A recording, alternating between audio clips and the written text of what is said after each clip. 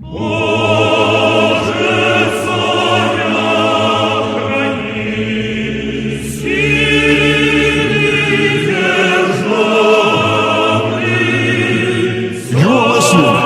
Orthodox Nationalist with Dr. Matthew Raphael Johnson.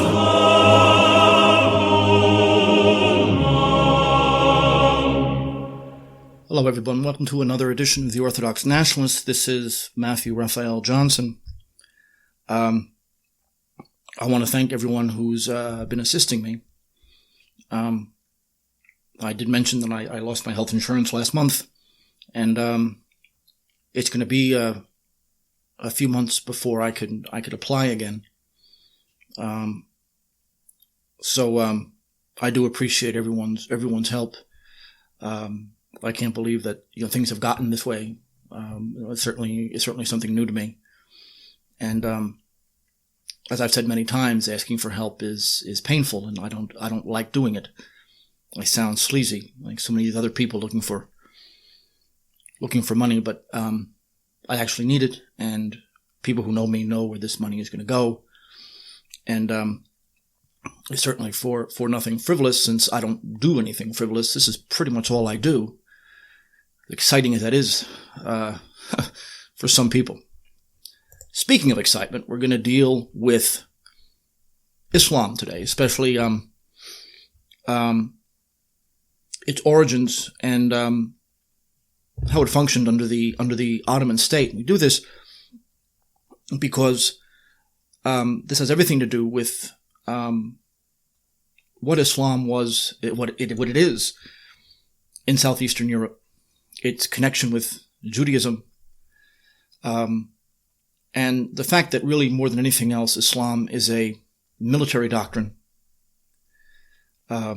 It's a doctrine of state, and only in a very, very indirect way is it a religion.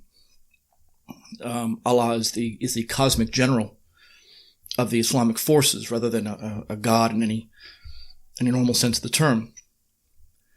It does borrow imagery from the Talmud and the Old Testament, but it's been done. It's been demonstrated many times before.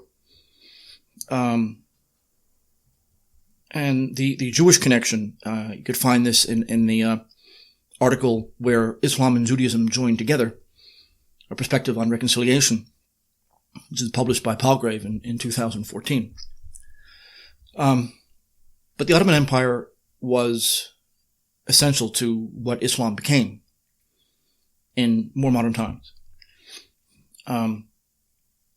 It invaded and colonized Southeastern Europe.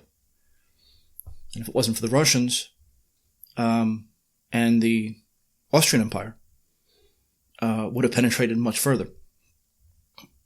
But by the early 15th century, most of Serbia was in Islamic hands.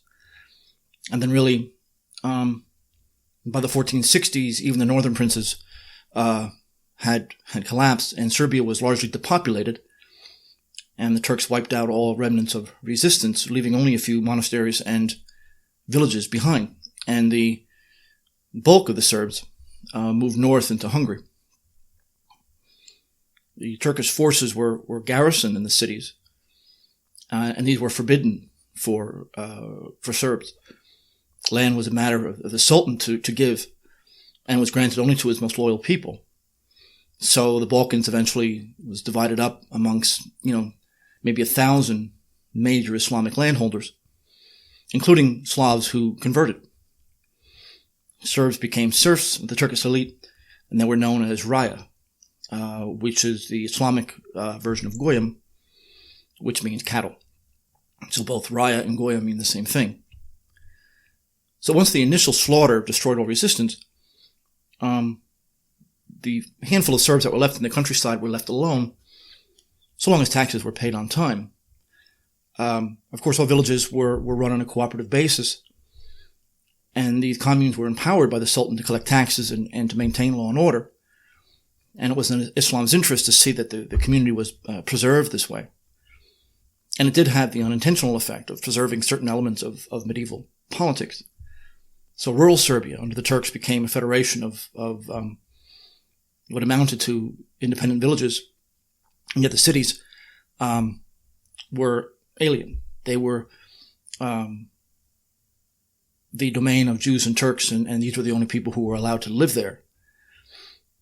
And much like in Ukraine and so many other places, nationalism developed as a rural, peasant-based phenomenon, which, gives the lie to all of the modern theories that this is primarily a industrial, modern doctrine. Only very rarely is that the case. And in much of the Slavic areas, Ireland and a few other places, even Germany, nationalism was always a peasant, anti-industrial and anti-financial movement. So just, so much of the scholarship on nationalism in mainstream scholarship is such a disaster and is so dishonest intellectually. Now, Montenegro was preserved as an independent unit because of how inaccessible it was. It was pretty much roadless. And since the Turks were so dependent on cavalry, they really were not able to subjugate, had no interest really in subjugating a people that they really didn't have much financially to offer. Dragnich, one of my favorite authors on this topic, says, and he's talking about Islamicization concerning Southeastern Europe. He says, the process was a continuous one, but its fervor and intensity were not. Certain periods and certain areas with certain people, the process would explode, usually triggered by some violent event. Something would happen, such as Albanians siding with Venice in a dispute with the Porte, or the Serbs would join the Austrian army in its incursions into the territory. The aftermath would be intensified Islamization. Pressures would be applied, and on such occasions, Serbs would usually show more intransigence than Albanians. Albanians could never understand that inherent Serbian hostility toward the Turks, but then they had no Kosovo in their heritage. The Greeks, on the other hand, understood it very, very well. We'll be talking about the fraud of Albania here in a little while. There's some idiot on Facebook that really hates me. She's Albanian, but I think is Orthodox, and she's so dumb she doesn't realize that I'm actually referring mostly to Islamic Albania, and that my position on the matter was the dominant one in early and mid 20th century British scholarship in the matter, especially Neville Forbes. Anyway, one recurring theme in the modern secular West in Islam is the use of Islam in parts of Europe and the Middle East to use as a battering ram against their opponents. And this goes back to the early 20th century. Britain supported the continued rule of the Ottoman Empire over the Balkans as a way to block Russian influence. And at the same time, they trained and armed the nomadic mountaineers of the Caucasus against Russia, again, for the same reason. Many of these became Chechens, which again is an artificial creation of the London banks. In modern times, Western support for the Albanian national movement, which is a Islamic one, like bankrolling and arming something called ISIS, support of the Chechen rebels, support of the Bosnian fundamentalists. That's just a handful of examples. Shows that it's the West that supports, finances, and really sponsored the reinvigoration of Islam in the 20th century. Jews under Islamic states were a privileged group. There has never been any war between Muslims and Jews except for over Israel. But prior to that, there was no such entity. Christians, though, Orthodox people, were persecuted at all levels. But, the similarities between Talmudic Judaism and modern Islam are far too identical to be anything but coincidental. Both are largely political and legal doctrines, using some theological symbolism and some verbiage like that. Islam really is Judaism for Gentiles. In the West, Masonry and the occult plays a similar role. In the East, it's Islam. Islam and its political agenda really is inseparable from Judaism in almost all respects. Now,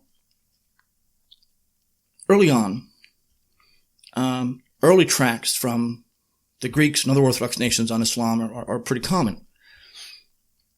These people were the first line of defense for Europe against the Turkish invasions, And because of that, it produced a steady flow of these doctrines. Now, St. John of Damascus, who died in 749, has an authority that very few people can challenge. He was the financial secretary and translator of the Caliph in Damascus, Al-Walid ibn Abd al-Malik, who died in 715. Because he was both knowledgeable in Greek and Arabic, and at the time that was an important qualification that very few people actually possessed. His treatise against Islam was the first major Christian response to this new religion. St. John inherited this position from his father and was in fact promoted even to a much higher position, specializing in financial matters, bringing in Greek budgetary and mathematical principles into the newly formed Islamic government. His grandfather was Mansur Sargun, was involved in assisting the Muslims in taking over Syria in the middle of the 7th century. From this, John's father was given the position of governor of Damascus under the Caliphate. So therefore, St. John was raised in the Caliph's household and knew Islam, its political idea, but the daily behavior of its elites. Very few people in the Christian world, in fact, no one in the Christian world knew Islam like St. John did. But there's nothing surprising about this. It was Islamic policy at the time to keep the older Greek administration intact. The Mansur name itself is likely Syrian, really, rather than Arabic. And John's resignation from this post in the Caliphate was probably not voluntary, since it was around the time that the pro-Greek orientation was being challenged. As soon as there were enough Muslim bureaucrats who could master the old Greek and Syrian administrative ideas, the old families were removed. Islamic and Jewish authors have tried to downplay his role as secretary to the Caliph, but they don't do a very good job of this. James Addison, in his The Christian Approach to the Muslim Historical Study, says, St. John displays a thorough knowledge of Islam and is fully at home in the Arabic language, often citing the Quran word for word and showing his familiarity with the Hadith. But it was mostly, I should say, his linguistic abilities and his upbringing at court that made him indispensable, and they trusted him for this reason. But here's what St. John, the expert here, says about early Islam and what it really is. These used to be idolaters and worshipped the morning star and Aphrodite, whom in their own imagery they called Kabar, which means great. So down to the time of the Emperor Heraclius, they were simply idolaters. From that time to the present, a false prophet named Muhammad appeared in their midst. This man, after having chanced upon the Old and New Testaments and likewise having conversed with an Arian monk, devised his own heresy. Then, having insinuated himself into the good graces of the people by a show of seeming piety, he gave out that certain book had been sent down to him from heaven. He had set down some ridiculous compositions in this book of his, and he gave it to them as some object of veneration. So St. John suggests that Islam isn't a separate religion, but a much older heresy, using the Old Testament, Arianism, and Judaism to create this amalgam. There's nothing new here. There's nothing new even in the Quran. But the sect of Muhammad filled a power vacuum between Persia and Byzantium. The three ancient sources, the St. John himself, the Emperor Constantine Porphyrogenitus, and John the Deacon, all three of first-rate intellectual ability. All three of them argue that Muhammad was not the founder of a new religion called Islam, but that Islam was just another Christian heresy, coming from the remnants of both Arianism and Nestorianism, with some Talmudic additions. So St. John describes the origin of Islam like this. They used to be idolaters and worship the morning star and Aphrodite. As I mentioned before, that he writes in this respect, talking about Islam and talking about its moral code. He says, although you may not marry a wife without witnesses, or buy or acquire property, although you neither receive a donkey nor possess a beast of burden unwitnessed, and although you do possess both wives and property, and so on through witnesses, it is only your faith and your scriptures that you hold unsubstantiated by witnesses. For he who handed down this to you has no warranty from any source, nor is there anyone known who testified about him before he came. On the contrary, he received this while he was sleeping. And St. John realized that this was one of the big vulnerabilities of this new religion, because Muhammad had consistent and ongoing revelations throughout his life. And that's what guided him in his military and political decisions. And many centuries later, they were written down in what we call the Quran today. But the problem, he notes, is that these were not seen by anybody else, and that he was sleeping at the time, that these were dreams. And so the point he's making is that so much in Islamic legal theory requires witnesses, everything but the Quran itself. The Quran's description of Muhammad's own revelations is odd. Divine revelation in the New and Old Testaments, for example, is a simple affair. God speaks to whoever he wants and he gives instructions or whatever. But this isn't the case with Muhammad. In fact, initially, Muhammad had no idea who he was talking to. That he had no idea that it was the Archangel Gabriel who was doing this, and that the angel's voice, or the angel was very violent towards Muhammad. And, in fact, he almost wanted to kill himself. Muhammad says this. He says, "I'll go to the top of the mountain and throw myself down that I may kill myself to gain rest." So I went forth to do so, and when I was midway to the mountain, I heard a voice from heaven saying, "Muhammad, thou art an apostle of God, and I am Gabriel." I raised my head towards heaven to see who was speaking, and lo, Gabriel came in the form of a man with feet astride the horizon, saying, "O Muhammad, thou art the apostle of God, and I am Gabriel." But Muhammad had no peace with these revelations, and he hated the fact that he was chosen here. The satanic verses, they bring to mind the infamous case of Salman Rushdie. But the satanic verses in Rushdie's book themselves are a reference to the revelations that Satan proclaimed through Muhammad. It's not just Allah that spoke through him. The context was the inability of Muhammad to convert members of his own tribe. So Satan sees the opportunity to preach compromise when his tribe rejected his new teaching. In other words, his desire to compromise with his own tribesmen, who sought to retain their own gods, gave Satan the notion to permit this syncretistic form of worship, combining Islam and paganism. And that became a part of Islam. The point that his opponents used against him was that if Satan could use the prophet as a mouthpiece on this occasion, why not other occasions? How would he know? And how could he tell the difference? How could we tell the difference? Now, ultimately, the archangel allegedly informed Muhammad of his error, but it caused him tremendous pain later on. Now, some apologists of Islam deny the historicity of this, but it is mentioned and accepted by people like Ibn Ishaq, Ibn Sa'id, and Tabari, and the great Quranic interpreter Zamakhshari, and who died in 1143.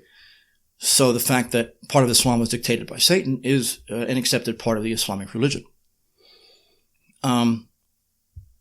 He criticizes Islam when they claim that they don't allow any images in worship, but of course there is the Kaaba stone. And John says that this is an object of idolatry for Islam, and they kiss and caress it, as he says, when in its presence. In a very early medieval form of sarcasm, John mockingly says that just because Abraham had relations with a woman on it, or tied a camel to it, doesn't make it an object of worship. In other words, he's suggesting that, lacking a tradition of its own, they'll pretty much grab onto anything and make it significant. But less humorously, he says, this stone that they talk about is the head of that Aphrodite whom they used to worship and whom they call Kabar. Even to the present day, traces of the carving are visible on it to careful observers. We know that stone is part of the Mecca pilgrimage, since it's at the very center. The Kaaba stone is at the very center of the pilgrimage in Saudi Arabia. And St. John accuses Muhammad of making up the law as he goes. The revelations are very convenient that they almost border on the comic. And he says, St. John says, Muhammad had a friend named Zayd. This man had a beautiful wife with whom Muhammad fell in love. Once they were sitting together, Muhammad said, "Oh, by the way, God has commanded me to take you as my wife." And the other answered, "Well, you're an apostle. Do as God has told you and take my wife." Rather, to tell the story from the beginning, he said to him, "God gave me the command for you to put away your wife," and he put her away. And several days later, now he said, "God has commanded me to take her from you." Then, after he had taken her and committed adultery with her, he made this law: "Let him who will put away his wife, and if after having put her away he should return to her, let another marry her. For it is not lawful to take her unless she have been married by another. Furthermore, if a brother puts away his wife, let his brother marry her, should he wish. And that's from the Quran, Surah 2225 and following. Now, what does this mean? He wanted this woman, so he told her husband that God just told me a minute ago that you need to put her away. Not quite divorce her, but just kick her out of the household. Once he did that, he said, oh, God spoke to me again a minute ago, maybe just a few seconds ago, and said, she needs to be mine. And they go, oh, well, you're an apostle of God, what can we say? And so that wasn't enough. He then made a law universalizing that, saying that, oh, well, if you put your wife away, then someone else has the right to marry her. Which clearly is just about him. So that's how bad it is, and that's how bad this religion first began. But these are almost comic. They're very, very convenient revelations that have no parallel in the Old Testament or the New Testament. Prophets never received permission for this behavior. Even King David, who came close to that, was condemned for it. King David didn't say, oh yeah, the king is allowed to do that, so it's okay. No. He wrote Psalm 50 to show his heartbreak here in doing what he did. The law didn't change because King David had a guilty conscience, as we see here with Muhammad. No, God's law is solid, where in Muhammad's case, God's law is whatever he says it is. But the early growth of Islam is nothing to romanticize. Now, it's true in the Old Testament you have several examples of divinely ordained slaughters, but in fairness, these were the commands of the Creator to destroy peoples engaged in some of the worst kind of collective corruption possible. I mean, God flooded the world in Genesis. His commands to destroy a tribe or a village were the same thing. But Muhammad can't claim any kind of divine sanction for any specific group. This is simply how the movement developed, and like everything else, it very conveniently became a part of Islamic law. But even in the Old Testament, it's the sins of Israel that led to constant wars, defeats, and foreign occupation, that it was the Israelites who were slaughtered more than anybody else. So you can't use that here. But the early spread of Islam and Christianity, for example, you compare the two, and they couldn't have been more different. Christianity struggled as the alternative to official paganism and Judaism, which were very similar up until that point. And really, it spread only through the determination of its martyrs. It didn't have any military force of its own. But even when it was made the official religion under Theodosius of the Roman Empire, emperors still backed the heretics almost exclusively. Almost as much, if not more so, than Orthodoxy itself. So Orthodoxy was always a suffering sect, while Islam was largely an army that had this mystification surrounding it, that they then called a religion. So military force wasn't something that was an exception, it was the rule. Even Muhammad's own words show Islam really as a military doctrine, not a religion. God isn't really a personal God. He's a very distant entity with very little contact with humanity. And that's why he needed Muhammad in the first place. Then, after that, the Islamic government then served as a substitute for divine intervention in human affairs. So everything that Islam did was through conquest. And the Jews did very well under the Islamic State, and which shows you the corruption and the very similarity between the two so-called religions. Hilary Belloc writes in his critique of early Islam, he says, "Such a revolution had never been. No earlier attack had been so sudden, so violent, or so permanently successful. Within a score of years, from the first assault in 634, the Christian Levant had gone. Syria, the cradle of the faith, and Egypt, with Alexandria, the mighty Christian sea, within a lifetime, half the wealth and nearly half the territory of the Christian Roman Empire was in the hands of Mohammedan masters and officials.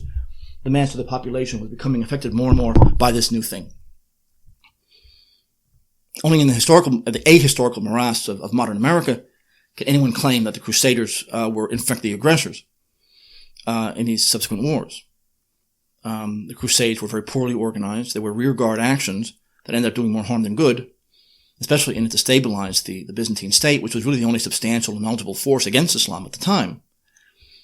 But there's something about Islam that permitted its spread above fire and sword. It's the main source of Islam's growth, but not the sole source. Belloc says it was a combination: the attractive simplicity of the doctrine, the sweeping away of clerical and imperial discipline, the huge immediate practical advantage of freedom for the slave and riddance of anxiety for the debtor, the crowning advantage of free justice under few and simple new laws, easily understood, that formed the driving force behind the astonishing Mohammedan social victory. The courts were everywhere accessible to all without payment and giving verdicts which all can understand. He's wrong about some of this, especially since where the Jews were concerned. But it goes to show that Belloc was not just uniformly hostile. Islam came into existence because it filled the vacuum between Byzantine, Roman, and the Persian empires, who had exhausted themselves. So after the Battle of Nineveh in 627, both empires retreated, leaving a no-man's land in the Middle East, such that an ideology like Islam can fill. And it used the lucrative caravan trade with skill, and then used this money along with Jewish support. That's what made Islam successful, where other contenders have failed. So it wasn't like they could just simply take over the caravan trade to the Far East and back again and charge tolls and make their money that way. You need Jewish financial backing to be able to do that in the first place. But Christian groups long out of communion with Constantinople, like the Nestorians or the Monophysites, were very easy to mobilize with the right rhetoric and promises. What Belloc says above is really promises, not the reality. The courts did not operate that way. Slavery was far from abolished. I don't know where Hilary Belloc gets that. It reached its apogee under Islam. Islam drained Africa of slaves, and because they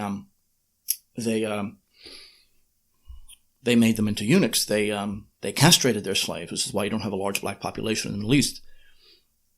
But once the initial conquests under Abu Bakr were complete, after that, it was very easy to offer protection to the merchants and traders going back and forth from the Greeks to the Far East.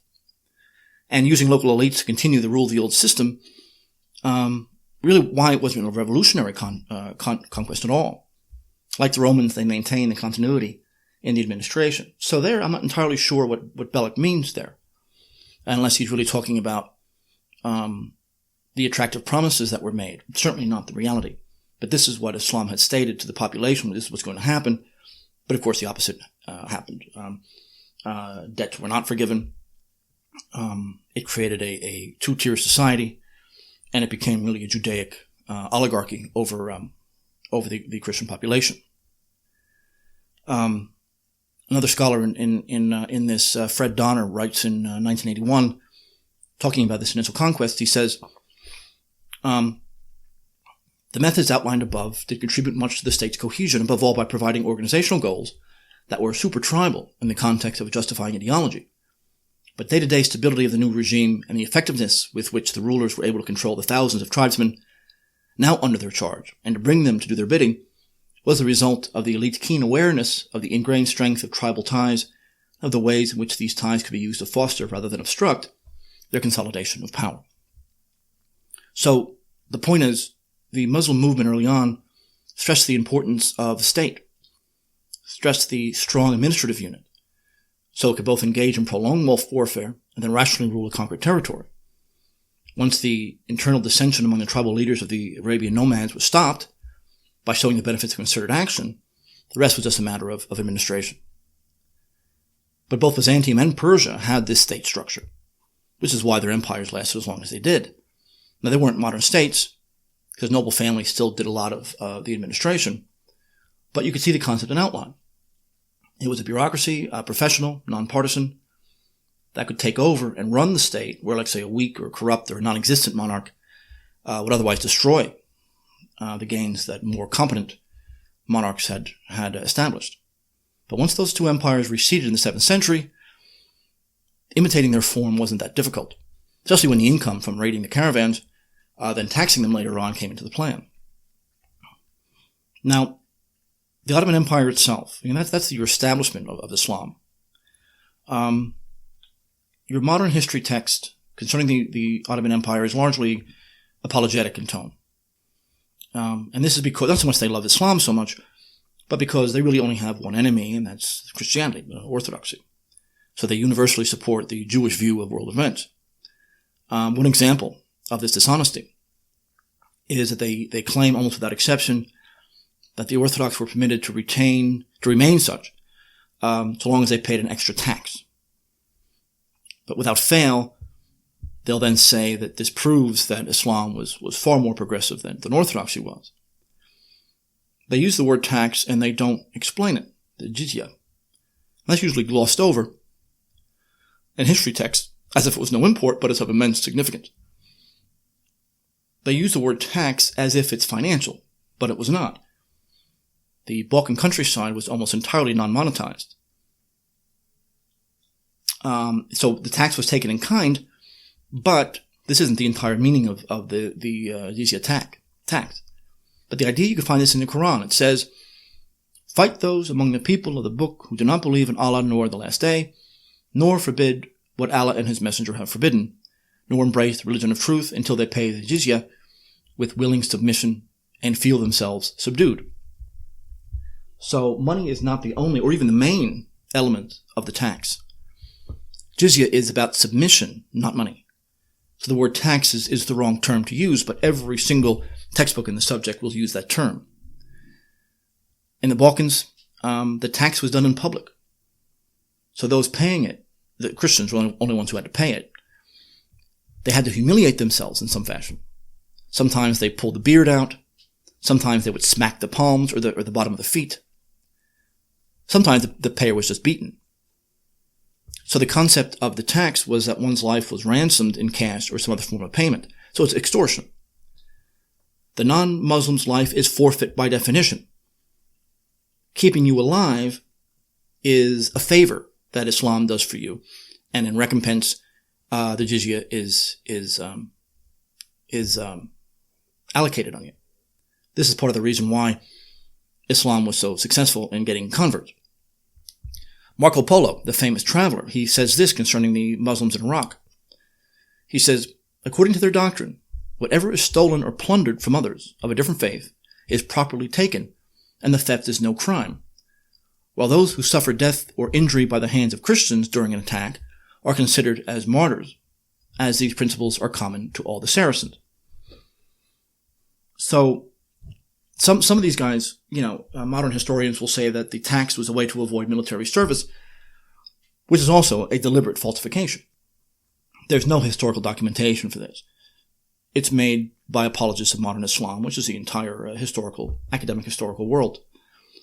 It's not to say that Christian or Jewish societies don't penalize non-believers, but at least in the Christian world, it was never a matter of law. The mentality that Marco Polo states doesn't exist anywhere in the Christian Middle Ages, and can't be squared with the New Testament anyway. So to avoid all of this, though, by 1481, the end of the Serbian resistance, about 100,000 Serbian refugees fled into Hungary, and this stream of exiles occurred over and over again well into the 18th century. And the Serbian refugees were settled in the southern parts of the Austrian Empire, and that became the Krajina, or the military border. And the Serbs ended up being the first-rate infantry of the Viennese Empire. And so these refugees became an elite fighting force for Austria. And so whether they realized it or not, they were sponsoring a resurgence of the Serbian nationality. So, of course, conversion to Islam wasn't directly forced, but you see the benefits of conversion. The jizya tax was a form of humiliation for all non-Muslims and was often extracted by Jews. Now, the Islamic doctrine concerning governing non-Islamic populations is to be found in the conditions of Omar, which is named for Omar al-Khattab, who reigned until 644. Now, its age is controversial, but its influence is not. The conditions say that no churches are to be constructed or repaired. Churches are to be used to house Islamic soldiers or dignitaries when necessary. No cross can be displayed in public. Christians must not dress like Muslims so as to pass for them. And of course, Jews were never given any of these restrictions. Under the conditions of Omar, no Christian could bear arms or of any kind, and testimony in court was inferior to that of a Muslim. The death sentence was decreed for anyone fighting with a Muslim, even if it's in self-defense. So conversion here was by force in every possible way you could think of. So this was the jizya tax. This was what you had to do if you were Orthodox in Islamic societies. And of course, no one in mainstream academia is going to tell you this, because either they don't know, or they're simply not telling the truth. Jews were treated as Muslims treated Muslims. A Jewish writer, Noam Avigdor, writes, he says, in fact, from the early 15th century on, the Ottomans actively encouraged Jewish immigration. Western European Jews received 3 invitations to settle in the Ottoman Empire. 2 were from Muslim sultans, Muhammad II in the middle of the 15th century, and Bayezid II in 1492. The third came in a letter sent by Rabbi Yitzhak Sarfati in 1454. The Jewish communities in Europe in the first part of that century invited his co-religionists to leave the torments they were enduring in Christendom and to seek safety and prosperity in Turkey. Rabbi Sarfati wrote that here, meaning in Turkey, every man dwells at peace under his own vine and fig tree. So the author goes on to show a whole bunch of privileges that Jews received under Islamic control. There were a tiny handful of elite Greeks that could enjoy the same. As we mentioned, the Turks needed the Greeks for their administrative and medical knowledge. So the entire Jewish population, but a tiny percentage of the Venetian and Greek elites did very well under the new Islamic ruling class. So really it was the Orthodox peasantry alone that suffered. So if you were already an elite in the old world, you had to convert to the new, or you would lose everything you had. So conversion was essential to maintain what you used to have under the Christian Empire. But Jews under the Ottoman state were the most loyal and the most prosperous pillar of the regime. And they dominated the court very much like they did in Babylon. The physician to Murad II was the Jew Ishak Pasha. Solomon the Ashkenazi was a central financial player under Selim II. Murad II ruled in the very early Renaissance, and Selim II between 1566 and 1574. And that Solomon the Ashkenazi was so powerful that the Venetian embassy reports back to Italy that man possessed the mind of the Sultan. In other words, he controlled policy and told the Sultan what to do. He wrote the peace treaty with the Venetian Republic and ran the regime in his own name. So Solomon was a key figure in the reversal of the Venetian expulsion policy in the 1570s. Another example, the customs offices of the Sultan were strictly a Jewish province, and the Turkish Empire's overseas investments were identical with Jewish shipping interests. So it was the Jews, not the Muslims, that were the main competitor to Venice. So this Jewish elite was the wealthiest stratum of Turkish society, and like in Babylon, these groups emerged theologically. In the 16th century, Joseph Nasi was a key financial mediator under Selim II and Murad III, the same period of time. And one of his roles was to strengthen the Jewish political and economic network that was to dominate Europe soon thereafter, with strategic hubs in London, Antwerp, the Italian republics, and Krakow. And the Judaizer heresy in Novgorod in Russia was their attempt to bring that city under its sway. So the banking sector in the Golden Horn, Istanbul, was almost exclusively Jewish, and all international trade was mediated by them. And they ran that autonomously. So near the end of the Ottoman state's existence in the early 20th century, late 19th century, the Jewish population numbered around 400,000, or 3% of the population as a whole, but their control over international trade was absolutely total and complete. But the Orthodox people were targeted for extinction. There was no doubt about this. But direct methods of oppression were less significant than indirect methods. Right after the conquest, as I've said many times on this show, the Serbian and Greek churches were sold to the highest bidder. Greek merchants at the Fanar were to buy Slavic churches and monasteries really at pennies on the dollar. And of course, these sales required loans with interest. So these new owners would tax what was left of the Serbian economy. So under the Turks, the Serbian Orthodox or the Bulgarian Orthodox didn't have any clergy. So a strong family orthodoxy developed. And really the monks, which really were very poor hermits and wanderers, became the only source of religious and national education. You see, without a state, there is no Islam. But Orthodoxy functioned not only without a state, but under the worst possible conditions. Now, the millet system, some of you have heard of. These are organized Turkish dependencies under specific religious titles. So the Greek Orthodox millet included all Orthodox regardless of their ethnicity. But that does give the Serbs some rudimentary religious and historical knowledge. But in buying churches and monasteries, which is what the Greeks did, they bought these dioceses and they ran them as businessmen. It did create a resentment of wealthy Greeks. And of course, Jews were who they would go to raise the money to buy it. But there's no evidence that the millet system had anything to do with ethnic self-identification, as if ethnic groups didn't exist before. So you have Orthodox people talking about, nationalism and phyllotism, and they mention something about the millet system. And they just say that because everyone else says it. They don't really know what they're talking about. Certainly ethnic groups existed long before the millet system, but the millet system was non-ethnic. So it could not have served that role. This shows you how bad so many of the mainstream Orthodox histories are in this part of the world. I've explained that the so-called, if you go back a few years ago, and on my own website I have 2 lengthy articles on the false heresy of phyllotism, which of course was condemned, or at least not followed by any other Orthodox country except Constantinople. The Russians firmly supported the Bulgarian Exarchate and maintained full communion with them right up until it ended. So most of the Orthodox world considered the 1872 council as a robber council, or at least not to be taken seriously, as both the Patriarch of Jerusalem and Alexandria at the time said.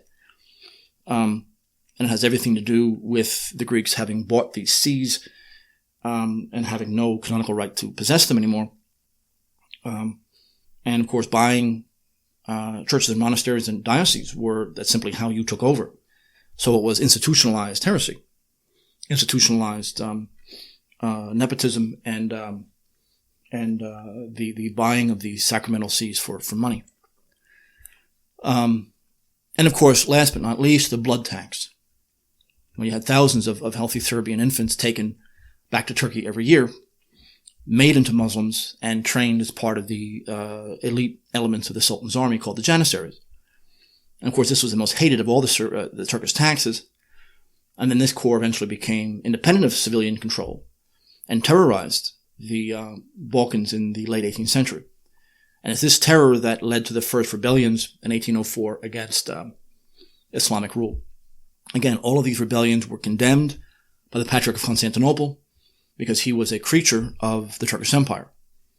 The Patriarch of Constantinople was not taken seriously under the Turkocratia for the most part, because he was seen, and rightly so, as first of all, you had to buy that see, so it had no legitimacy to begin with, and then because it served the interests of the Islamic rulers, it really was usually made fun of and not taken very seriously at all by anyone, because it was vehemently opposed to any kind of anti-Turkish movement in the Balkans. And that's why the so-called 1872, the Phyllotism Synod is such a ridiculous thing, since Constantinople always condemned any kind of rebellion against Turkish rule.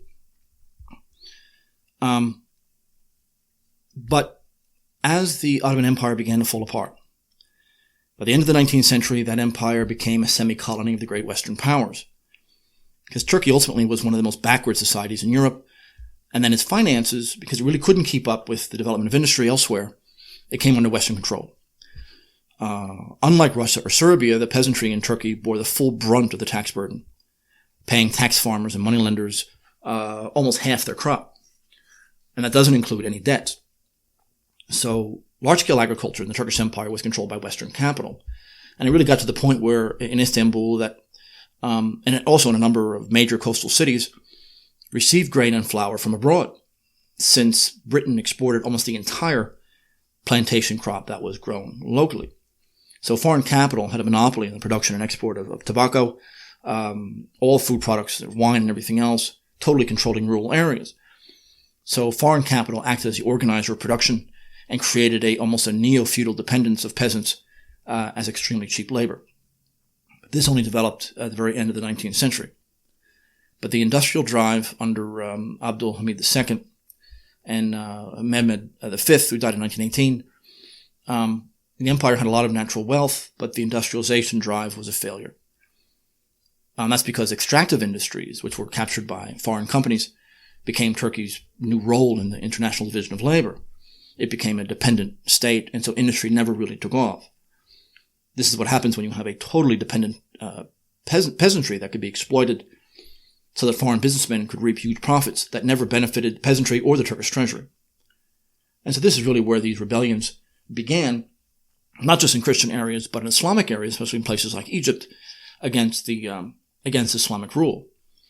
So the Patriarch of Constantinople was supporting these foreign business interests, not to mention the Jewish control of the Turkish state, showing you how little legitimacy it had. It had no canonical legitimacy, it had no religious legitimacy, and certainly had no moral legitimacy. And this is why you have, separate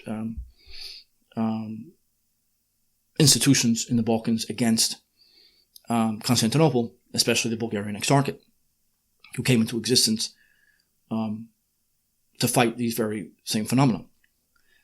In 1881, the so-called administration of the Ottoman public debt was created by the Western powers to take all productive capital out of the empire in exchange for debt reduction. So the administration was almost like a bankruptcy court. It included representatives of Britain, France, Germany, Italy, Austria-Hungary, and local creditors as well. So by 1908, foreigners fully controlled the finances of the empire. Foreign banks controlled all financial decisions, and it completely replaced the Ottoman Ministry of Finance. So this became the court camarilla of Western forces, and it was based on the corruption of the bureaucracy and the unlimited arbitrariness of officials, including religious elites of both Islamic and Christian sorts. So embezzlement and arbitrariness and corruption became the order of the day. Sultan Abdul Hamid II used a policy divide and conquer to mobilize Islam against Christians in the empire, and he created this, or sponsored, the pan-Islamic ideology that was to keep the state together. But it still was largely a colony of Britain and France. But then the movement shifted to Germany, which soon took control of the empire's armed forces. Sorry, that was one of my cats, by the way, who came jumping on here and took a notebook and threw it off the side of the desk. Stanley, get down. So the Turkish government tried to use Germany to strengthen the army and its suffering economy, and it broke the monopoly of these businessmen over her resource, or tried to break it. So using Germany was a way to challenge Britain and France. Either way, it was to colonize what was left of the Ottoman Empire. Now, this failing and foreign-dominated Ottoman state led to rebellions in the Islamic world, and one of those was Albania. Albania was really a post facto name. It was referred to no ethnic group whatsoever, but it was given to groups of Islamic landlords that sought to protect themselves from the anger of Christian peasants. It was never meant to be an ethnic identity, was never meant to be, but the point is that there was no Ottoman Empire any longer. It was under the control of Western powers, so Islamic groups outside of the Turkish heartland sought to separate from it and create their own institutions, armed institutions, to protect themselves from Christianity. So after the First Balkan War, both Bulgaria and Romania were encouraged to pick any pretext to invade Serbia, really. And this is the reason that the so-called Albanian nation came into existence. The purpose, of course, was to cut Serbia off from Montenegro.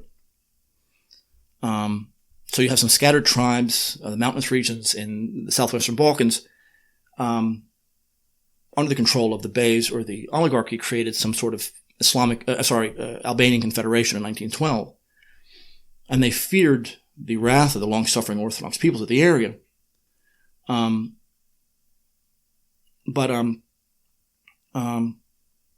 proving that progress in technical development doesn't necessarily make a state powerful. Places like Montenegro did a lot better than the entire empire of Turkey. But the so-called Albanian nation is one of these falsehoods that came out of the foreign domination of the Ottoman Empire. And you have Zickel and Thwacki in 1994. They write this: one of Serbia's primary war aims was to gain an Adriatic port, preferably Dresde. Austria-Hungary and Italy opposed giving Serbia an outlet to the Adriatic, which they feared would become a Russian port. Rather, they supported the creation of an autonomous Albania. But there was no notion of an Albania. The creators of the Treaty of San Stefano, that peace that led to the creation of independent states on the ruins of the Turkish Imperium in the Balkans, took that land and divided it among the victors, especially Bulgaria and Serbia. But a generation before this, a group of disaffected Islamic landlords created what we now know as the Prizren League, and they created an autonomous status from Turkey. That was eventually called Albania later on, and it was chaired by a French-based landlord, Abdil Bey Fashiri. The Prizren League, which again was eventually called Albania for short, was a meeting of 47 Ottoman oligarchs, and the point was to protect their money and serfs. The Karinami was their ideological manifesto, and Albanian leaders, so-called Albanian leaders, emphasized in it their intention to preserve and maintain the territorial integrity of the Ottoman state in the Balkans, while, it says, struggled in arms to defend the wholeness of the territories of Albania. The so-called rights of the Albanian nation were nothing more than the oligarchy afraid that Serbs would deprive them of their serfs.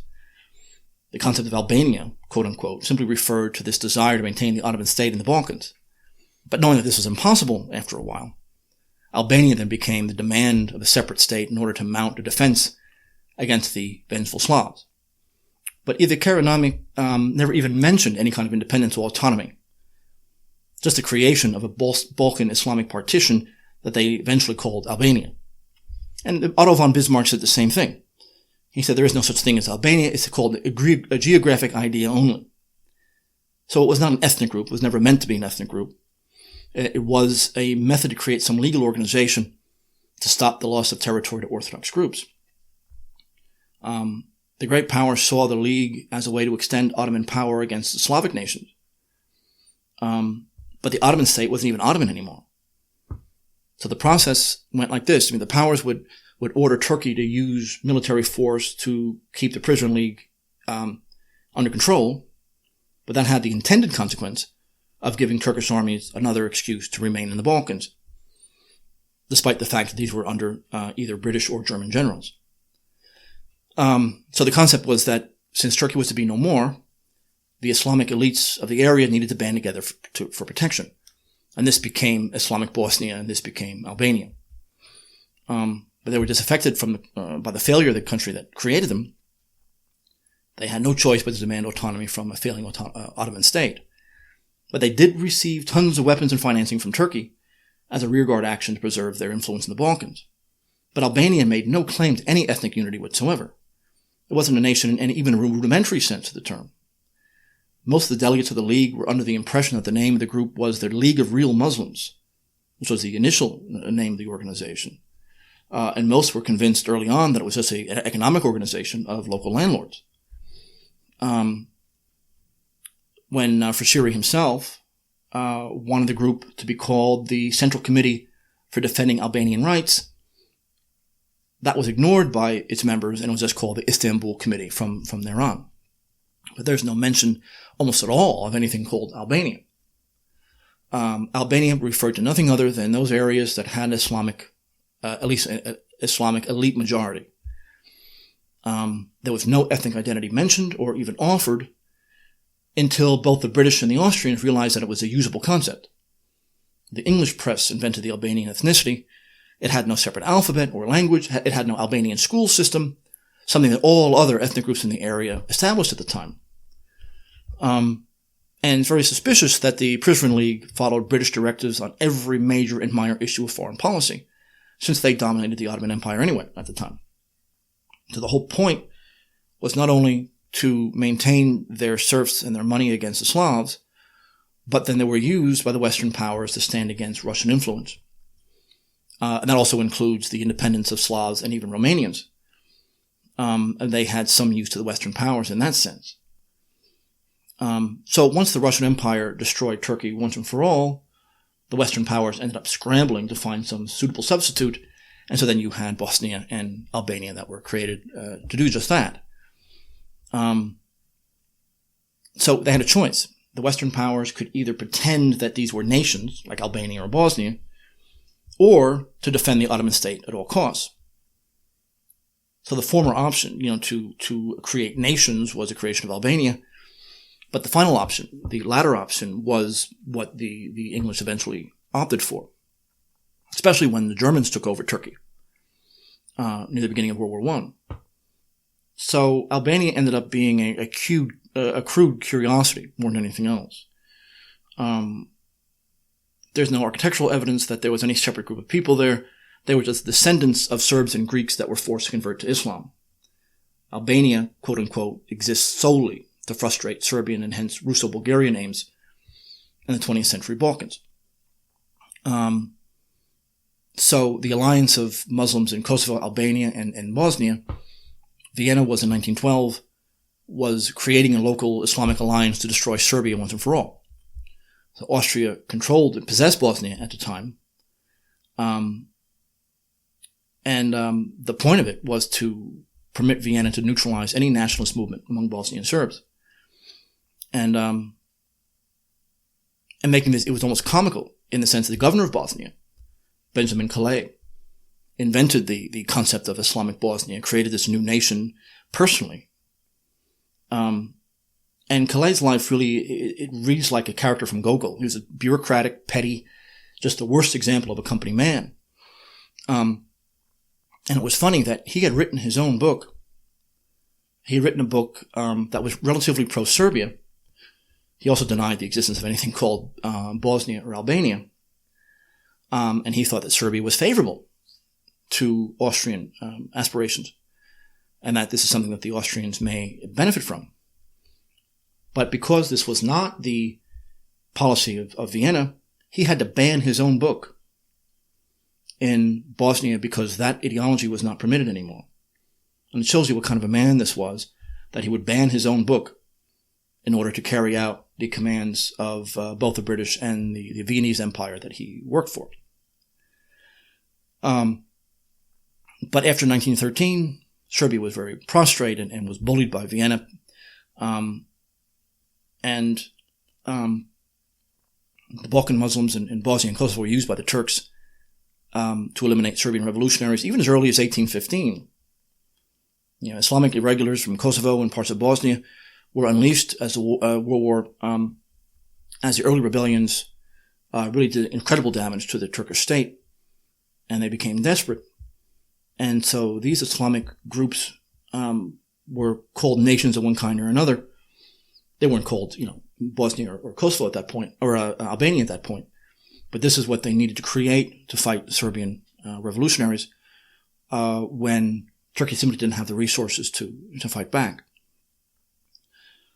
So Islam was really a bizarre pathogen in European society. These European Islamic groups were the creation of the Turkish Empire, but once an empire was gone, they had no further purpose. And so the point of them, throughout even today, was to make war on the Slavs. But even one of the great defenders of so-called Albanian ethnicity, Professor M. Vickers, writes this. He says, "The Albanian national ideal still had to compete with tribal particularism. Christian Albanians were united primarily by their intense mistrust and dislike of Ottoman rule. The predominantly Muslim Kosovars were conservative by nature and identified themselves religiously with the Ottomans. The Southern Orthodox Christians, for their part, were heavily influenced by Greece, and many of their notables desiring union with Greece." But this is supposed to be Albania. So there is no national idea, and there's no nation by that name. And the fact that Vickers, who was a defender of the Albanian idea, would say something like that, showing that all the groups in so-called Albania, the Muslims were loyal to the Ottomans, the Orthodox were loyal to Greece, Well, where's Albania then? So this is absolute nonsense. Albania was nothing more than the oligarchy, the Islamic oligarchy, with a heavy Jewish influence, seeking to band together to make war on the angry Slavic peasantry and their own military elites from taking revenge on them and taking their property back, in essence. So Albania has no existence. It's simply there to do the bidding of the great powers. And as much as it's an Islamic movement, it's also a Jewish movement. Since the Jews ran to the cities to find protection, and so they did finance these Islamic movements, whether it be in Bosnia or what they later called Albania. Keep in mind, these were nothing other than Islamic and Jewish oligarchs banding together to fight Slavs, and they had not even a pretense to any kind of ethnic unity. So, this is what Islam is, from its very beginning to today. Islam is a violent cancer in Europe, used by the ruling class to destroy Orthodoxy in Yugoslavia and southern Russia. But remember something else. After the Ottoman defeat in the First World War, and the Ottoman Empire was, as we know, controlled by foreign powers anyway, Islam was in steep decline. It had few members. It was deeply divided. It was dying a slow death. It was associated with the defeat of the Ottomans. So the Western powers did more than just create these little islands of oligarchy. They reinvented Islam to control Slavic and Romanian nationalism in the Balkans, and even Armenia in parts of the Middle East. So this new modern Islam is very different from the ancient version, because this was entirely created by the Western powers. But, from its origin in the 7th and 8th century, this was a Jewish movement, but had to be reinvigorated and reinvented by the great powers in the early 20th century. So, Islam was disappearing after the defeat of Turkey at the end of World War I. It was disappearing, and it had no legitimacy. It wasn't connected to any state anymore. Without a state, there is no Islam, because Islam is the state. But the Western powers recreated and reinvigorated Islam to use against the Slavs in the early 20th century. Islam is not a religion. It is a political movement. It is a military doctrine to serve the interests of the great powers. And so whether you go back to the ancient Islamic origins of this pagan group that the Jews helped create into a military force that could then tax the caravans and create this new Islamic and Jewish state, all the way up to its reinvention by the great powers to control the Russians and the Slavs in the Middle East and in the Balkans, Islam has no legitimacy at any level whatsoever. The civilization of Iran and the Shiites has its own legitimacy. They've had nothing to do with any of this. This is strictly a Sunni or nonpartisan, strictly political Islamic movement. So the Iranians are a different story. But these movements, this aspect of Islam has no legitimacy. It has no even a moral functionality. It's simply used as a hammer to use against the Slavs, whether it be by the British or by the Americans today. It serves the interests of imperial powers, as does the invention of Bosnia or the ridiculous invention of Albania, all of which were nothing more than oligarchs banding together to protect themselves once their empire crumbled. Anyway, everyone, thank you for listening, and I will talk to you next time.